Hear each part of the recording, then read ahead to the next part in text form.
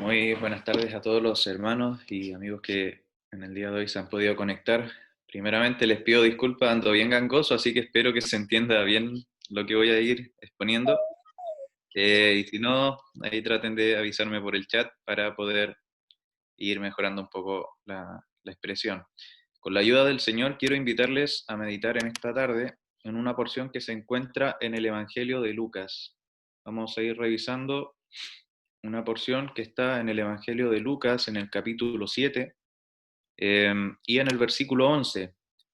En verdad es una porción un poquito más cortita de lo habitual, son apenas 6 versículos, y vamos a leer lo que corresponde a la resurrección del hijo de la viuda de Naín. Es un encuentro bastante particular que tiene el Señor durante su ministerio público, y hemos de revisarlo en esta noche para ir viendo ciertos similitudes que tiene este encuentro en particular con el encuentro que hemos tenido quienes hemos creído en la persona del Señor Jesucristo en algún momento de nuestra vida.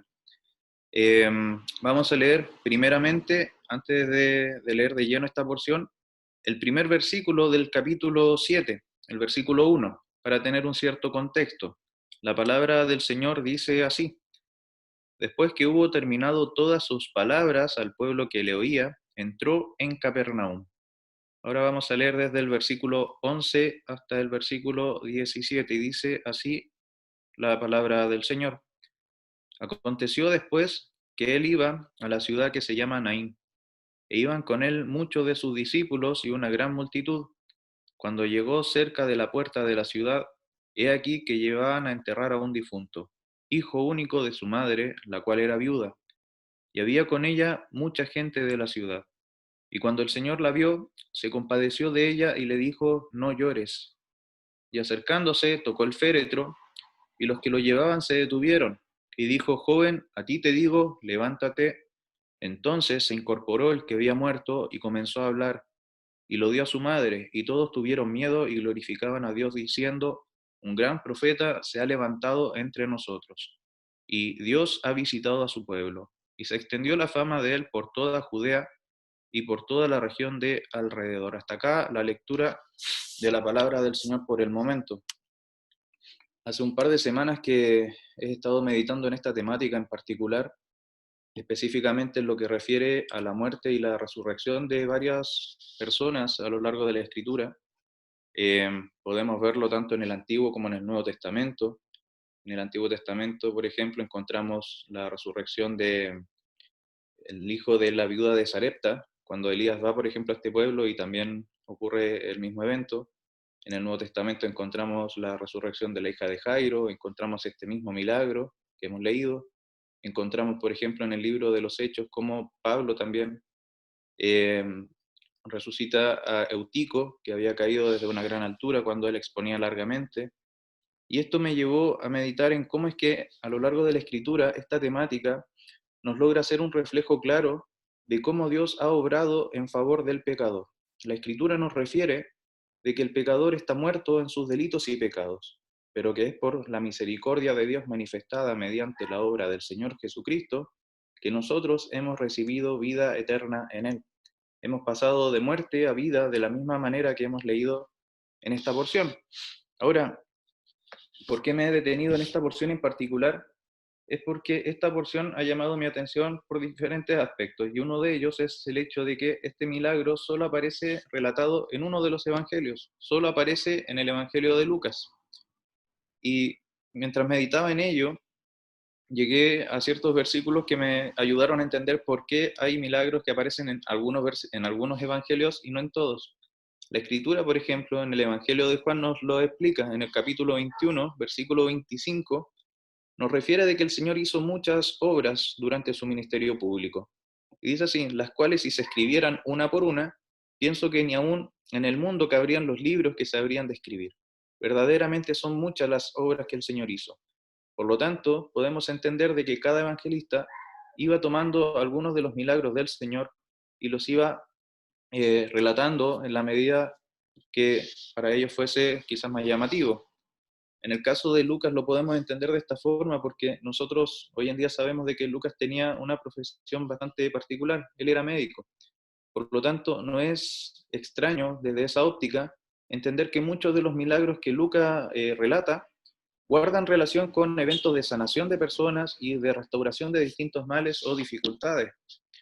Pero ahora hay que tener algo también en perspectiva, y es que cada milagro que aparece en la Escritura, cada evento que es relatado, tiene una finalidad, tiene un propósito. Y la Escritura también nos lo refiere de esta forma. En el Evangelio de Juan capítulo 20, versículo 31, nos dice de que estas cosas han sido escritas para que creáis que Jesús es el Cristo, el Hijo de Dios, y para que creyendo tengáis vida en su nombre. Por lo tanto, este milagro, si bien está escrito solamente en el Evangelio de Lucas, tiene esta particularidad, y es que nos conduzca finalmente a la persona del Señor Jesucristo, y por medio de su obra nosotros podamos alcanzar vida en su nombre. Ahora, entrando de lleno al análisis de lo que hemos leído, leímos primeramente el versículo 1 del capítulo 7, y les comentaba de que este versículo nos sirve como de contexto.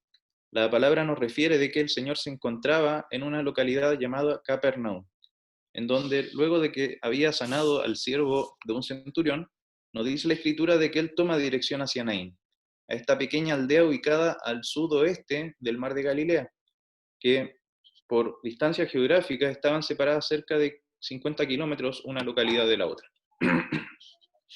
Algo que hay que tener presente para poder ir entendiendo con mayor detención este relato son como, por ejemplo, cuál es el significado del nombre de Naín, dónde estaba ubicada, porque nos van a ir mostrando ciertos contrastes que igual guardan una riqueza espiritual no menor. Naín, el nombre de esta aldea a la que el Señor se dirigía, su nombre significa agradable o deleitoso. Ahora, esta localidad quedaba ubicada sobre una colina, y esta colina tenía un valle en la parte baja, que si bien el nombre es un poco extraño, es un poco enredado, muy probablemente no lo vamos a recordar fácilmente mañana, pero de igual manera se los quiero comentar para explicarles también cuál es la importancia de este lugar. La llanura que estaba a los pies de la colina sobre la cual estaba esta aldea que era Nain, se llama la llanura de Esdraelón o llanura de Jezreel. Son nombres bastante complejos, pero algo que nos puede servir es entender de que esta localidad se encontraba cerca del sector de Meguido. ¿Y por qué es importante saber todas estas cosas? ¿Por qué es importante saber de que alrededor de Naín se encontraba este valle, esta llanura, que era cercana a Meguido? Y es porque Meguido guarda una relevancia histórica no menor. Nosotros sabemos de que en el futuro ha de desarrollarse un evento mundial conflictivo que es Armagedón, que aparece en el libro de Apocalipsis, y eso ocurre en aquel valle, en Meguido. Pero en la antigüedad también se vivieron varios eventos conflictivos no menores. De hecho, si nosotros vamos revisando diferentes libros del Antiguo Testamento, aparecen mencionados. Por ejemplo, en el libro de Jueces, en el capítulo 5, en el Cántico de Débora, se menciona de que allí habrían ocurrido varias batallas de los reyes cananeos. También se nos menciona en Primera de Samuel capítulo 31 la muerte del rey Saúl y de su hijo Jonatán en aquel lugar.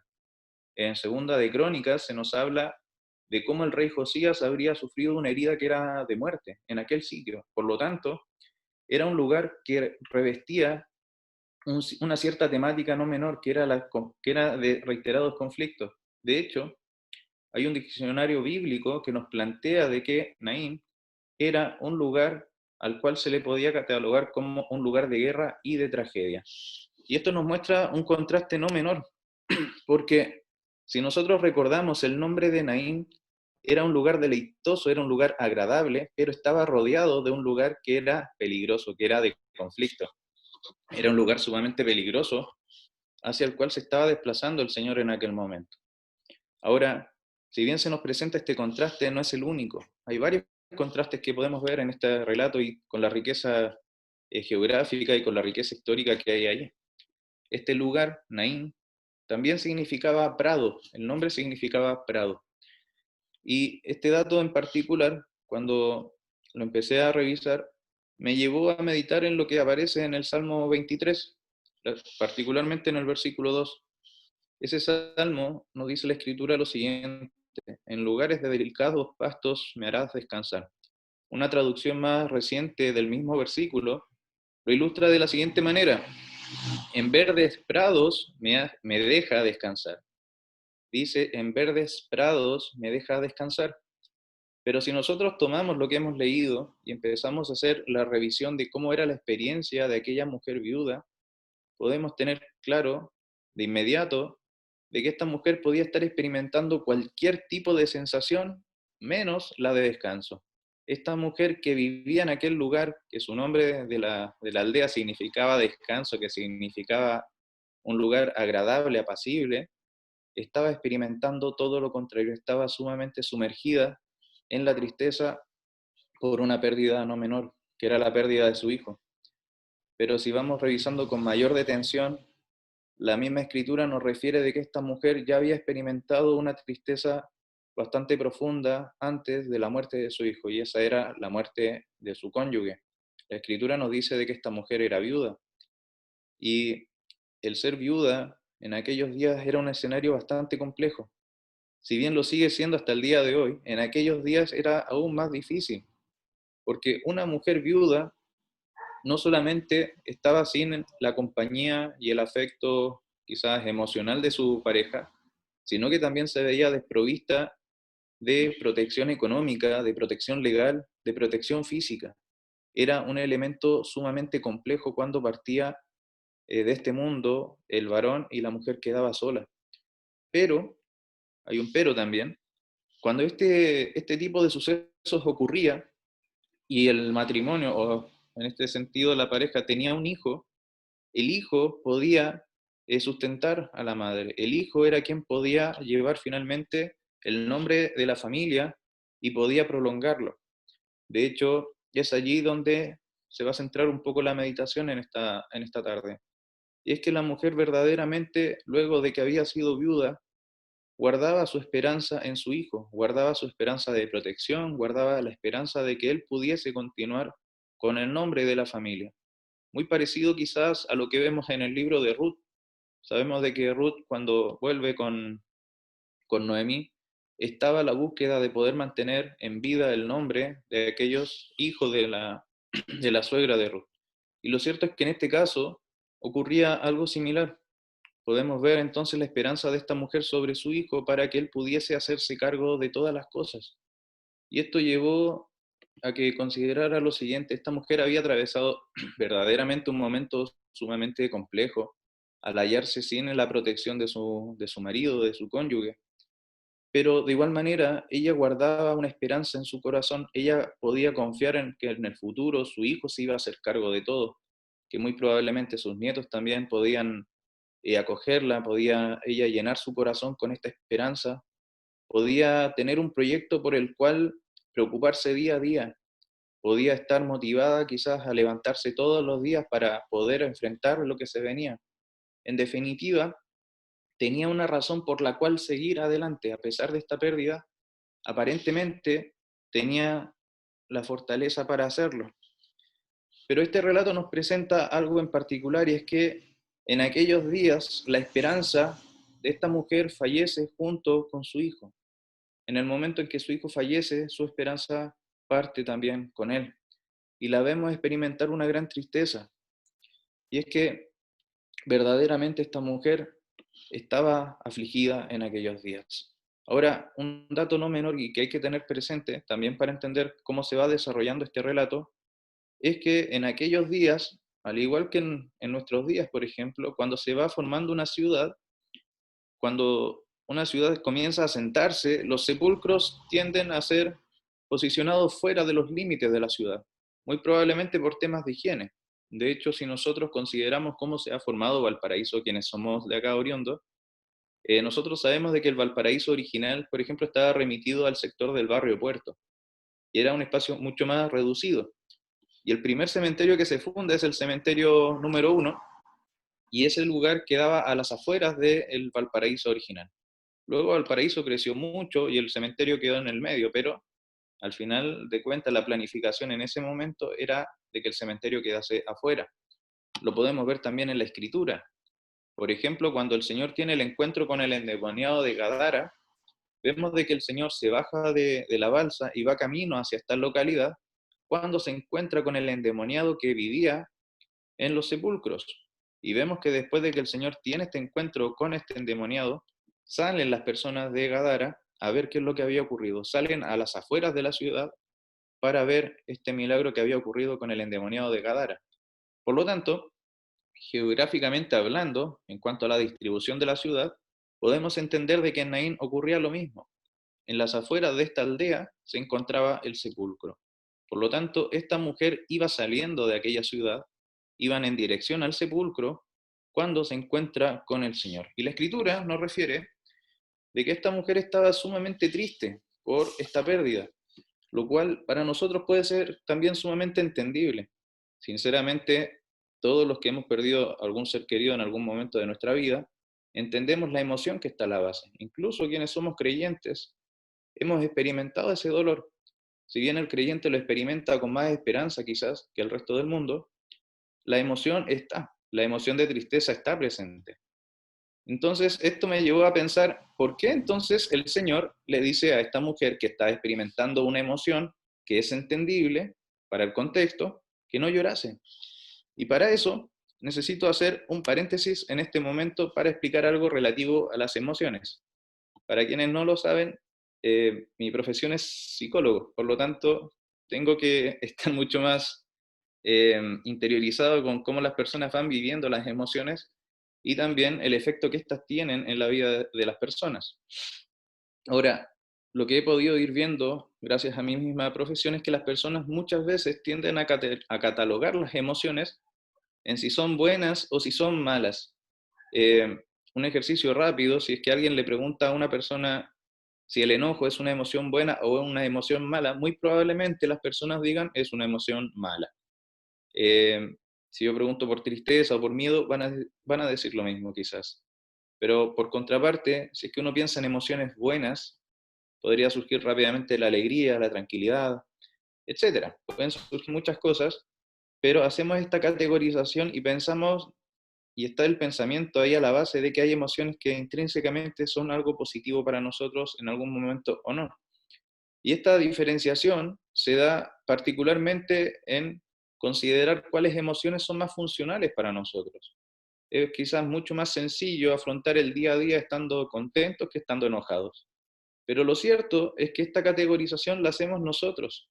¿Qué es lo que nos dice la escritura respecto a las emociones? Voy a hacer un pequeño repaso de esto, solo para aclarar ese punto. De algunas de estas emociones que podemos catalogar rápidamente como malas, como lo es el enojo, por ejemplo, o la tristeza, la Escritura nos refiere de que incluso el mismo Señor las experimentó en su condición de hombre en este mundo. En el Evangelio de Juan, capítulo 11, versículo 33, nos refiere de que el Señor se entristeció ante la tumba de Lázaro. En Lucas 19:41, por ejemplo, se nos menciona cuando el Señor llora ante Jerusalén. Son emociones de tristeza que estaban allí presentes. En Marcos 3, por ejemplo, versículo 5, se nos menciona de que el Señor se enoja y se entristece por la dureza de los fariseos. Entonces, el Señor está experimentando todas estas emociones que muchas veces nosotros pensamos que son malas. Por contraparte, la Escritura también nos refiere cómo muchas veces estas emociones que pensamos que son buenas también son experimentadas por personas que no están haciendo lo agradable delante de los ojos de Dios. En el libro de Proverbios, por ejemplo, en el capítulo 2, nos refiere de que los impíos se alegran haciendo el mal. Experimentan esta emoción que muchas veces podemos llegar a pensar que es algo bueno, pero lo experimentan haciendo algo malo. En definitiva, en este paréntesis, lo que quiero que quede más claro es que las emociones en sí no es que sean buenas o sean malas. Las emociones finalmente son valoradas en virtud de lo que ha movilizado dicha emoción. Si es que hay causas que son contrarias al deseo de Dios, verdaderamente, aunque uno experimente una emoción aparentemente positiva, va a ser algo negativo, va a ser algo malo. Y en el caso, por ejemplo, como lo hemos visto con el Señor experimenta estas emociones, pero Él nunca pecó. Por lo tanto, sabemos de que no es la emoción en sí, sino lo que mueve la emoción, lo que es contrario. Teniendo eso en perspectiva y volviendo a la pregunta inicial, yo me preguntaba por qué el Señor entonces le dijo, no llores a esta mujer.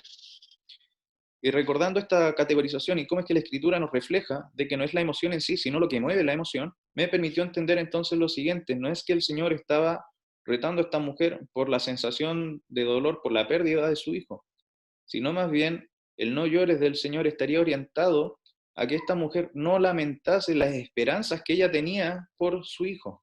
Recordemos de que esta mujer, al estar viuda, su esperanza, su deseo de protección, todo lo que ella quizás se podía estar esforzando en el día a día, estaban focalizadas en su hijo. Su deseo de seguridad, su deseo de protección estaban en él, en algo que era pasajero, que era terrenal.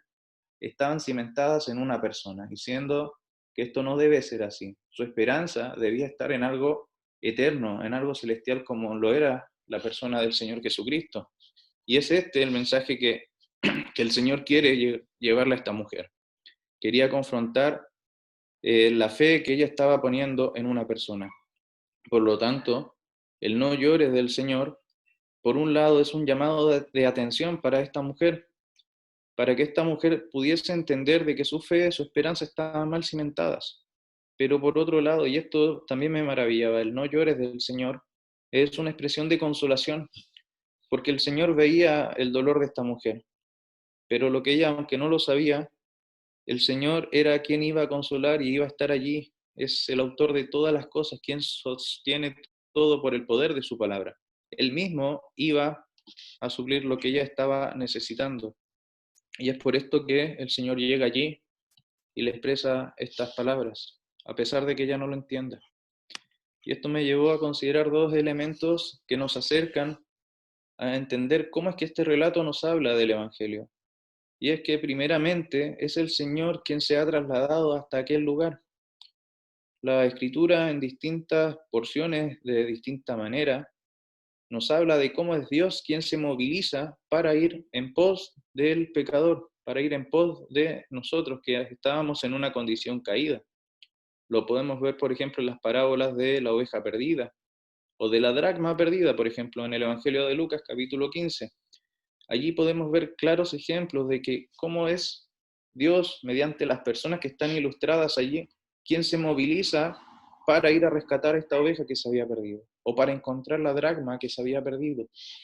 De la misma manera es Dios quien se ha movilizado en favor nuestro, para encontrarnos, nosotros que nos habíamos descarriado, como nos dice la palabra. Pero pese a esto, muchas veces las personas tienden a pensar de que somos nosotros los que buscamos por nuestra libre voluntad a Dios, y lo cierto es que no es así. Nuestro pensamiento, nuestros deseos, todo ha sido corrompido a causa del pecado. Y la Escritura nos muestra de que es Dios, en final de cuentas, quien se mueve. Y en este caso también lo podemos ver, porque, como les señalaba, al hacer el contexto histórico, geográfico también del relato, la distancia desde donde estaba el Señor hasta la localidad de Naín eran cerca de 50 kilómetros. El Señor se dispuso a caminar todo este trayecto para llegar hasta este encuentro con esta mujer, para llegar al momento preciso. Y estando allí, vemos de que la mujer no había comprendido qué era lo que él estaba haciendo en aquel lugar. Muy probablemente esta mujer, al ver al Señor, al ver a los discípulos, habrá pensado de que eran parte de este cortejo fúnebre que iban acompañándola a ella, que iban acompañando el cuerpo de su hijo que iba a ser enterrado. Pero lo cierto es que no era así, y nos podemos dar cuenta de ello porque es el Señor quien se aproxima luego de haber hablado, luego de que al parecer no hubo respuesta de parte de esta mujer, y es el Señor quien toca el féretro, y es allí donde quienes acompañaban a este féretro se detienen y recién le miran. Vemos de que el Señor toca este féretro y allí se genera un movimiento no menor. Y eso me llevó a considerar lo siguiente: es una pregunta que en el momento cuando la meditaba me llegó muy potentemente y quiero transmitírsela a ustedes para que también lo puedan analizar. ¿Cuántas veces el Señor no ha debido tocar aquello que más nos duele en la vida, como era el caso del féretro que iba acompañando a esta madre, para que nosotros nos pudiésemos detener a observarle a Él? Esta madre no había escuchado las palabras del Señor. Fue cuando el Señor tocó el féretro que finalmente le prestó atención. Muchas veces nosotros debemos pasar por situaciones que son difíciles, por situaciones que son dolorosas, por situaciones que son incómodas. Y todo esto es para que nosotros podamos volcar la mirada al Señor. Ahora que estoy más viejo, de hecho, años no lo pensaba así, pero ahora sí lo creo. Sé que el Señor sostiene todas las circunstancias de mi vida en su mano. Sé que muchas veces el Señor permite que atraviese por situaciones difíciles por mi misma dureza. Muchas veces me he visto, por ejemplo, atravesando un momento difícil, buscando consuelo, buscando apoyo en el Señor, y luego de que la tormenta pasa, me doy cuenta de cómo era mi estado previo a dicha tormenta y me doy cuenta de que verdaderamente estaba envanecido en mis pensamientos, en mis deseos, en mis preocupaciones y no le estaba contemplando a Él. Muchas veces el Señor permite que el creyente atraviese por momentos difíciles para que crezca en dependencia hacia la persona del Señor Jesucristo. Pero también pensaba en cómo es que el Señor obra en aquellas personas que aún no han creído. Pensaba cómo muchas veces las personas atraviesan momentos difíciles y estos momentos difíciles le llevan a los pies del Señor para poder recordarles a estas personas, al igual que lo hizo a esta mujer, de que Él se había desplazado desde un lugar muy distante para poder tener este encuentro. De la misma manera que el Señor se desplazó largos kilómetros para encontrar a esta mujer en ese momento, el Señor se ha desplazado de un lugar mucho más distante para tener un encuentro contigo. Se desplazó, nos dice la Escritura, desde los mismos cielos. Él dejó su trono, dejó todo lo que Él tenía para venir a este mundo, para hacer esta obra de salvación contigo. Entonces, el primer punto que nosotros podemos tener respecto a cómo este relato nos habla del Evangelio es que el Señor ha sido quien se ha desplazado hacia nuestro encuentro. Es Él quien se ha movilizado en favor nuestro. Pero no solo esto, no solamente el Señor se ha desplazado, el Señor también tiene la capacidad de hacer algo que ningún otro hombre puede hacer. Y esto es devolver la vida a aquel que ha muerto. Hay una expresión bastante popular que dice de que todo tiene arreglo, todo tiene solución, menos la muerte. Y lo cierto es que esta frase, bien popular, tiene cierto contenido de verdad. Hay muchas cosas que quizás nosotros podemos hacer en el día a día para arreglar alguna incomodidad en nuestra vida, pero es cierto de que cuando llega este evento en particular, como es la muerte, no hay vuelta que darle. Y tarde o temprano a todo ser vivo le llega la muerte. Y esto, si bien puede ser sumamente triste experimentarlo, también es sumamente habitual y en esto meditaba durante estos días. Creo que todos en algún sentido hemos experimentado la partida ya sea de algún ser querido, ya sea de algún amigo, algún familiar o algún conocido. Todos en alguna u otra forma hemos estado expuestos a la muerte, ya sea de manera directa o indirecta. Y lo cierto es que esto resulta ser sumamente habitual. Y pensaba cómo es que muchas veces aquello que es habitual en nuestra vida, tendemos a normalizarlo, pensamos de que, bueno, es algo que tiene que pasar. He escuchado personas que dicen, es parte de la vida, pero lo cierto es que la muerte no estaba contemplado dentro del plan de Dios para el ser humano. Dios en el comienzo nos había creado para tener una eternidad con Él. Y es a causa del pecado que esto se ve todo corrompido. Y esto me llevaba a meditar en ello, en cómo muchas veces nosotros podemos estar expuestos a este escenario. Muchas veces quizás vemos a nuestro alrededor y vemos personas que están muertas, al igual que este joven, en sus delitos y en sus pecados, siendo trasladados de un lugar a otro por este mundo, por sus propios deseos, por sus propias ocupaciones o ambiciones, y vemos cómo es que pasan de un lugar a otro, pero que su condición interna no cambia. Una idea que me había comentado en su momento un hermano es la siguiente, quizás es muy simple, pero reviste una verdad no menor.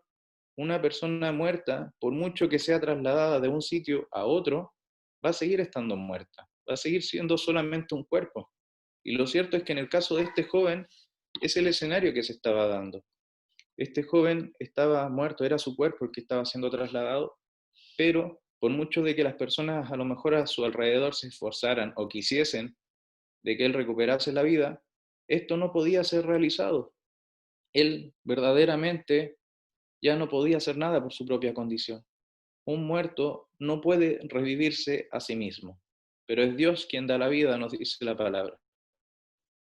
Por lo tanto, nosotros podemos tener gozo, podemos tener esperanza en saber de que es Dios quien ha podido solucionar este problema que ningún otro ser humano puede.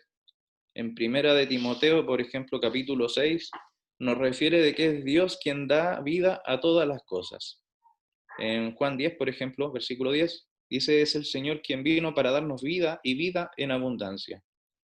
Primera de Juan capítulo 5 nos dice que Dios es quien nos ha dado vida eterna por medio de su Hijo.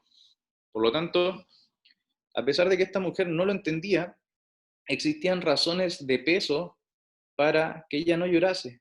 Había un consuelo mucho mayor al que ella podía imaginarse. Era la persona del Señor Jesucristo quien estaba allí para poder sostenerla. Es el autor de todas las cosas, el autor de la vida también, quien habría de realizar una obra muy potente para que aquella mujer que estaba muerta en sus delitos y pecados pudiese recibir la vida. De la misma manera, esta obra que efectuó el Señor y que podemos ver graficada en el hijo de esta viuda, nos dice la palabra de que el Señor le dio la palabra y este joven al momento, a la orden, recobró la vida y comenzó a hablar. Esto es un claro ejemplo de cómo es la vida de un creyente. El creyente cuando recibe la vida eterna, inmediatamente comienza a predicar sobre el cambio que Dios ha hecho en nuestro interior, ya sea por palabras o ya sea por testimonio. De igual manera es imposible callar la verdad que Dios ha hecho en nosotros. La buena noticia, hermanos y personas que también puedan estar escuchando, es que esta obra que el Señor hizo en favor de este hijo, de esta viuda, es extensiva en un plano espiritual para cada uno de nosotros, porque por medio de su palabra el Señor le dio vida a este chico.